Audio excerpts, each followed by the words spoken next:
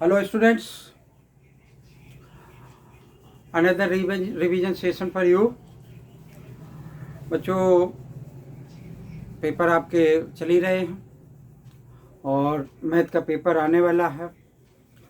आपको मैंने बताया इससे पहले की वीडियोज़ में आपकी क्या स्ट्रेटजी रहनी चाहिए और उस स्ट्रेटजी के हिसाब से अगर आप स्टडी करेंगे तो बहुत बेनिफिट होगा। तो मैं आपको और आगे एक आध एक्सरसाइज के रिवीजन के लिए यहाँ पर मैंने लिखा कि एक्सरसाइज 7.5, 7.6 एंड 7.7। 7.5 किसकी है? पार्शियल फ्रैक्शन की। 7.6 किसके लिए है? Integration by the parts. और 7.7 किसकी है? Square root of A square minus X square, square root of A square plus X का स्क्वायर है, square root of x square minus ए का स्क्वायर। यानी ये तीन चार जो सॉरी ये जो फार्मूले हैं उनसे रिलेटेड है। तो बेसिकली तीनों एक्सरसाइजें ही फार्मूले से रिलेटेड हैं। अब देखो है क्या कि जैसे integration by the partial fraction. अब आप हमसे उम्मीद करें कि मैं हर एक एक्सरसाइज का हर एक क्वेश्चन कराऊंगा, that is too difficult for me and also for you. At the time of the examination it is a much better to practice yourself, not depend upon the teacher। तो teacher सिर्फ आपको बता सकता है कि ये अच्छा है, ये अच्छा है, ये अच्छा है, लेकिन प्रैक्टिस जब तक आप नहीं करेंगे तब तक आपका कुछ भी भला नहीं होगा। भाई हम आपको गाइड कर सकते हैं बच्चों कि ऐसा कर लो, ऐसा आता रहा, ऐसा आता रहा, ऐसा आता रहा, लेकिन करना आपने ही अब है। क्योंकि जैसे मान लो सपोज करो कि हमने 1 बाय 1 हर एक क्वेश्चन करा दिया इस एक्सरसाइज का, तो इसका ये मतलब बिल्कुल भी नहीं है कि आप उस क्वेश्चन को पेपर में अगर आ जाता है तो आप उसको अटेम्प्ट कर पाएंगे। मैं आपको सिर्फ डायरेक्शन बताऊंगा। ओके, तो देखो 7.5 में क्या इंटीग्रेशन बाय पार्ट्स, वो पार्शियल फ्रैक्शन से है। पार्शियल फ्रैक्शन में बच्चे क्या होता है कि जैसे हमारे पास जो टेबल बनी हुई है हमारी बुक में, उसमें जो सबसे लास्ट वाले फार्मूले पर अगर आप जाएंगे तो देखो ये वैसे क्या लिखा हुआ है कि ये पी एक्स का square plus Q x plus का, इसमें क्या लिख रखा है? आर लिख रखा है, डिवाइडेड बाई ए एक्स का square plus B X plus C. ठीक है, इस तरीके से। और दूसरा क्या दे रखा है? एक्स माइनस ए। तो ये एक्स जब भी ऐसे क्या आ जाए हमारे पास कि इसका फैक्टर नहीं हो रहा हमसे, तो हम क्या कर सकते हैं कि ये एक्स माइनस ए, तो क्या आ गया? 1 में एक्स माइनस ए। और इसके लिए हम क्या करते हैं? बी एक्स प्लस का सी, और डिवाइडेड बाई हमारे पास क्या आ जाएगा? ए एक्स का square plus B X plus का सी। तो ये वाला जो फार्मूला है वो ये काफ़ी इम्पोर्टेंट है। ठीक, यहाँ पर हमारे पास क्या है कि जैसे दे रखा है हम इंटीग्रेशन करना है किस टाइप के फंक्शन का, जिसमें लिखा हुआ हो कि सपोज करो कि 1 में एक्स स्क्वायर प्लस का 1 इस टाइप का अगर लिखा हुआ है, यानी यहाँ पर एक्स स्क्वायर प्लस ए लिखा हुआ है, तो इस टाइप का जो जिस केस में भी आ जाए तो आपको क्या करना है कि उसको आपने ध्यान रखना है। और ध्यान तो हमें सभी चीज़ों का रखना है, लेकिन इस टाइप वाले के ज़्यादा ध्यान रखना है क्योंकि ये थोड़ा सा कम यूज होता है। ओके, तो इसमें हमारे पास क्या बन जाता है? एक तो होल स्क्वायर होता है, होल स्क्वायर में एक पहले वो लिख लेते हैं और फिर होल स्क्वायर वाला लिख लेते हैं। इसके अंदर क्या आ जाता है? बी एक्स प्लस का सी आ जाता है। ठीक है, तो इस टाइप के जो भी क्वेश्चन हो उनको आप एक आध आपने क्या करना है कि प्रैक्टिस करनी है। और दूसरी बात क्या होता है कि अगर आप भूल गए हो तो मैं आपको रिमाइंड कर देता हूँ कि पी एक्स अपान में क्यू ए, ये पार्शियल फ्रैक्शन का क्या है कि स्टैंडर्ड फॉर्मेट है। इसकी डिग्री हमेशा क्या होगा कि degree of the numerator will be less than the degree of the denominator. अगर ऊपर वाले की डिग्री ज़्यादा हो गई तो आप क्या करेंगे? पहले डिवीजन लगाएंगे। ठीक है, और डिवीजन लगाने के बाद क्या है तब क्वेश्चन को इधर वाले जो भी हमें टेबल में दे रखे हैं कि 7.2 जो टेबल दे रखी है पेज 317 पर, उसको आपने देखना है। ठीक है कि किसके फॉर्मेट। तो अच्छा, इसमें एक जो अच्छे से क्वेश्चन है उस पर थोड़ा सा हम कंसंट्रेट करेंगे, आपको कुछ बताएंगे। ओके, तो देखते हैं।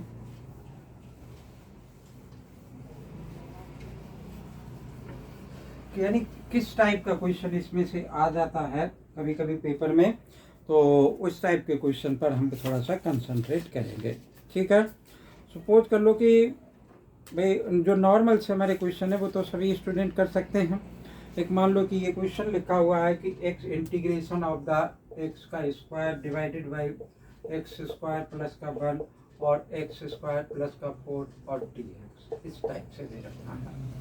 अब सब में आप इस यहाँ पर स्क्वायर दे रखा है तो आप इसको क्या कर सकते हैं कि यहाँ dx नहीं दे रखा, हम dx उसमें दे रखा है, लेकिन आप क्वेश्चन को इस तरीके से लिख लो कि x square divided by x square plus का 1 और एक्स स्क्वायर प्लस का 4। ठीक है, यहाँ पर आप क्या करेंगे, आपने मान लिया कि let y is equal to x का स्क्वायर, यानी पूरे क्वेश्चन को हमने क्या किया कि चेंज कर दिया। जब पूरे क्वेश्चन को चेंज कर दिया तो चेंज मतलब इसका वेरिएबल चेंज कर दिया, तो एक्स स्क्वायर की जगह पे y पुट कर देंगे, तो y डिवाइडेड बाई क्या आ जाएगा y प्लस का 1 और क्या आ जाएगा y प्लस का 4। ठीक है, अब आप इसमें क्या करेंगे कि a divided by y plus 1 और plus b divided by y plus का 4। ठीक, इनका हम एलसीएम वगैरह ले लेंगे और a और b की बहुत आसानी से क्या होगा कि वैल्यू निकल आएगी। y प्लस 1 आ गया, y प्लस 4 आ गया। ठीक है, तो a आ गया, y प्लस 4 हो गया और प्लस b आ गया और y प्लस 1 आ गया। ठीक है, ये किसके इक्वल आ जाएगा, मेरा y डिवाइडेड बाई ये होगा, तो y इज इक्वल टू क्या आ जाएगा मेरे, इसमें से अब क्या लिख सकते हैं कि a आ गया y प्लस का 4 प्लस b और y प्लस का 1। ठीक है, हम वैल्यू कुछ पुट भी कर सकते हैं, इस तरीके से a और b की वैल्यू निकाली जा सकती है। जैसे मान लो हमने क्या किया, y is equal to 4 put कर -4 पुट कर दिया तो ये 0 हो जाएगा, b की वैल्यू आ जाएगी। y is equal to -1 put कर दिया तो क्या आ जाएगा, a की वैल्यू आ जाएगी। ठीक है, ये वाली वैल्यूज आप क्या करेंगे कि जैसे हम देख लेते हैं कि क्या इसकी वैल्यू आ सकती है। a इज इक्वल टू -1/3, यानी हमने पहले क्या पुट कर दिया कि y is equal to -4 put कर दिया एक बार दोनों तरफ, तो -4 यहाँ पर आ जाएगा तो क्या आ जाएगा, ये 0 हो गया और यहाँ पर कितना बन जाएगा -3।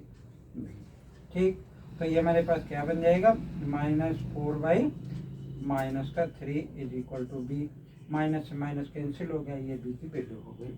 अब एक बार हमने क्या पुट कर सकते हैं इसमें, y इज इक्वल टू -1 तो ये 0 हो जाएगा, तो -1 इज इक्वल टू यहाँ पर -1 पुट करोगे तो a इज इक्वल टू हमारे पास क्या आ जाएगा, -1 पुट करने पे 3 आ गया, तो यहाँ पे 3 आ जाएगा इनटू, तो a इज इक्वल टू आ गया -1/3। अब आप देखो ये वाली वैल्यूज हम कहाँ यहाँ पर रिप्लेस कर देते हैं, और रिप्लेस करने के बाद क्या होगा कि हम फंक्शन को फिर वापस इसी के फॉर्मेट में रिप्लेस कर देंगे। तो ओवरऑल ये हमारे पास क्या बन जाएगा कि एक्स का square divided by x square plus का 1 और डिवाइडेड बाई एक्स का स्क्वायर प्लस का 4, और ये बन गया हमारा a की वैल्यू आ गई -1/3।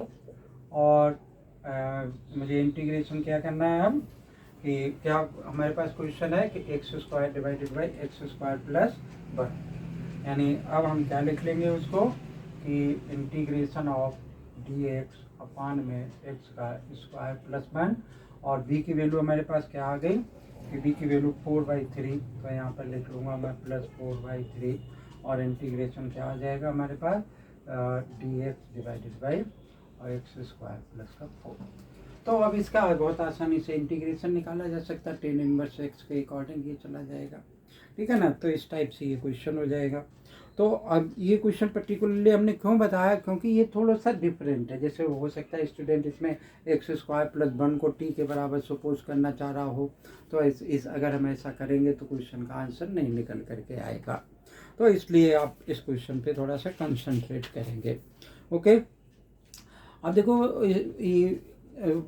आप कंफ्यूज नहीं हो, इसके लिए क्या है कि जैसे हमारी एक्सरसाइज जो है उसमें एक 19th वाला क्वेश्चन है 2x divided by x square plus 1 और एक्स स्क्वायर प्लस 3 इस टाइप से लिखा हुआ है ना।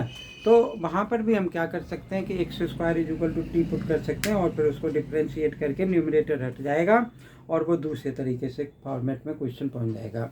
लेकिन जो 18th वाला क्वेश्चन है वो बिल्कुल इसी मैनर में होगा, इसी प्रोसेस में होगा जा करके। ठीक, तो ये 2-3 क्वेश्चन इसमें अच्छे से हैं, आप उन पे कंसंट्रेट करेंगे।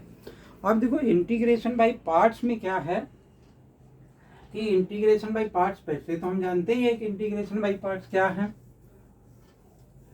क्योंकि अब इंटीग्रेशन बाय पार्ट्स होगा जो बच्चों, वो आगे की जो एक्सरसाइजेज हैं उनमें लगेगा। तो इंटीग्रेशन बाय पार्ट्स अगर आप भूल गए तो उसको आप रिव्यू कर लें, और बहुत इम्पॉर्टेंट है, और क्वेश्चन भी उससे थोड़ा सा आसानी से हो जाता है। मान लो इंटीग्रेशन बाय पार्ट्स होता क्या है कि फार्मूला लिख लेते हैं कि हमारे पास दो फंक्शंस दे रखे हैं, एक तो क्या मान लिया मैंने, पी एक्स मान लिया, और दूसरा जी एफ एक्स मान लिया, एक फंक्शन एफ एक्स और दूसरा जी एक्स डी एक्स मान लिया। अब इसमें क्या था कि आपको बताया था कि फंक्शन आपने सपोज कैसे करना, आई लेट इसके according inverse trigonometric function, logarithmic function, algebraic expression, और ट्रिग्नोमेट्रिक फंक्शन और एक्सपोनेंशियल फंक्शन, ठीक है ना। तो इस टाइप से ये फंक्शंस है, तो इस ऑर्डर में आपने सपोज करना है। मान लो कि ये फर्स्ट वाला आ गया, ये सेकंड वाला आ गया, इसी सीरीज में आप ले लें, तो हमारे पास जो इसका फार्मूला होता है वो फार्मूला हमारे पास क्या होता है कि पहले वाला फंक्शन हम ऐसे ही लिखते हैं, इसको फर्स्ट मान लिया, इसको सेकेंड मान लिया, तो एफ एक्स ऐसे ही आ गया। फिर दूसरे वाले का आपको इंटीग्रेशन करना पड़ेगा, माइनस आ गया, इंटीग्रेशन डिफ्रेंशिएशन करना पड़ेगा फर्स्ट वाले का, दूसरे वाले का इंटीग्रेशन करना पड़ेगा जी है, ठीक है। तो पहले आप इसको इंटीग्रेट करोगे, इससे मल्टीप्लाई करोगे, फिर जो आएगा उससे क्या होगा कि आप इसको इंटीग्रेट करोगे। अब देखो एक तो ये फार्मूला है अगले वाली इस वाली एक्सरसाइज का 7.6 के लिए। दूसरा हमारे पास एक बहुत ही इंपॉर्टेंट फार्मूला क्या था कि एफ एक्स, और यहाँ पर क्या लिखा हुआ कि एफ डेस एक्स प्लस एफ डेस एक्स, तो हमारे पास इसका इंटीग्रेशन क्या हो जाता था कि डी एक्स, और इसको इंटीग्रेट करना है। तो बहुत आसान सा काम है कि एफ एक्स और एफ ई की power x F x plus का सी, इसका क्या बन जाएगा, इंटीग्रेशन बन जाएगा। तो बहुत सारे क्वेश्चन ऐसे होंगे कि इस फॉर्मेट में आपको लाने पड़ेंगे, पहले इस फॉर्मेट में आपको क्या करना है कि उनको लेकर के आना है, तब ये आप ये फार्मूला अप्लाई करेंगे, ठीक है। तो 7.6 एक्सरसाइज जैसे दे रखी है, अब क्वेश्चन कराने के लिए फिर वही बात है कि हम इसमें बहुत सारे क्वेश्चंस दे रखे हैं, करते बहुत टाइम लगेगा उसको करने के लिए, लेकिन पेपर में पहले जो आते रहे हैं, एक क्वेश्चन नंबर 7 है, एक क्वेश्चन नंबर 8 है, ये पेपर में पहले भी आते रहे हैं। तो आपको क्या करना है कि इन पे थोड़ा सा कंसंट्रेट करना है। कि एग्जाम्पल दे रखा है कि एग्जाम्पल नंबर 22, तो उस पर थोड़ा सा कंसंट्रेट आपने करना है।